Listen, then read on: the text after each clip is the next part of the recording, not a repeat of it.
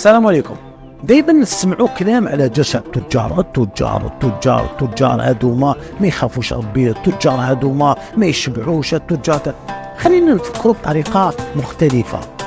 الجشع هذا التجار اش معناتها؟ معناتها كاين رغبه جامحه في الطموح، كاين رغبه جامحه فاش في تحقيق المال، وشنو هو اكبر قدر ممكن من الجاه، اكبر قدر من السلطه. يعني كي نبداو نفكروا عمليا، الدنيا هذه شكون يحركها؟ يحركوها النوايا، الناس طيبين اللي حشيشه طالبه معيشه وقانحين وما عندهم حتى مشكل، ما عندهمش طموح. الدنيا دائما يحركوها الناس اللي عندهم طموح جارف. والعيب عاده ماشي في الطموح الجارف، العيب كي يكون المجتمع بالمؤسسات تاعو ما ينظمش هذا الطموح الجارف. هاي نعطيكم مثال، هاي شوفوا العائلات بيناتكم، العائلات اللي تعرفوها، كل واحد يشوف عائلته، شحال عدد الناس داخل العائله اللي عنده طموح كبير. في الخاوه في الخيات شحال تلقاو من واحد؟ اذا لقيتو تلقى واحد اللي عنده طموح حقيقي جارف وحاب يروح بعيد وحاب قلال الناس هذو الناس عمله نادره.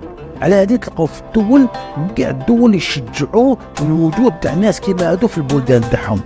تروح انت تلقى مثلا هذو الناس اللي عندهم مؤسسات كبيره عالميه يحلوهم البلدان باش يجوا عندهم، وكي يجي عندهم يقول له خلص لي زامبو لا والو، حقاش على بالو بلي يصيفوا ثروه، على بالو بلي صعيب باش تلقى واحد كيما هذايا.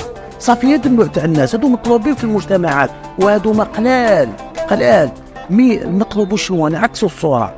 طالما هو عنده الطموح الجارف وحاب يروح بعيد وحاب يدير سياسه ويروح بعيد على مستوى السلطه، غدوه لو كان جا واحد مثال بركه كيما بوتين ولا اردوغان ولا غيره، لو كان ما عندوش طموح كبير كيما اردوغان يلحق لهذه المراتب مستحيل.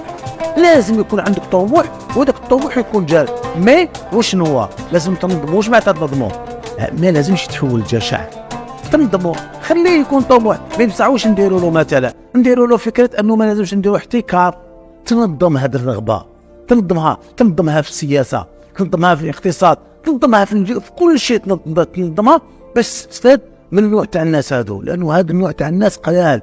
مي انك تاخذ موقف سلبي وكل نشاط هذا جيعان، هذا طماع، هذا لا هذوما اللي يبنيوا البلدان، هذوما اللي يبنيوا المجتمعات، هذوما اللي الناس تحوس عليهم ويكونوا موجودين في الاوطان تاعهم.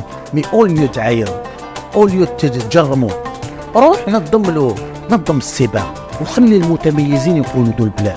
خلي الناس اللي عندهم طاقه ورغبه كبيره واراده وعندهم طموح جارف هما اللي يرفدوا البلاد، ماشي الناس اللي عندهم ثقافه تاع شيشه طالبه معيشه.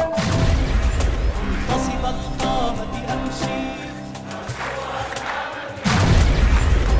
القامة أمشي